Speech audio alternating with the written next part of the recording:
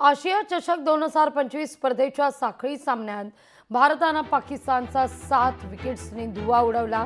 दुबईच्या मैदानात टीम इंडियानं दणदणीत विजय हा साजरा केला। तसंच विजयानंतर टीम इंडियानं पाकिस्तानच्या खेळाडूंसोबत शेकहँडही केलेलं नाहीये, शेकहँड करणं टाळलंय।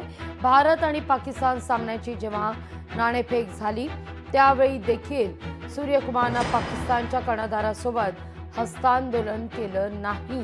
त्यानंतर सामन्यात विजयी षटकार ठोकताच सूर्यकुमार यादव आणि शिवम दुबे एकमेकांना अभिनंदन करत मैदानाबाहेर गेले।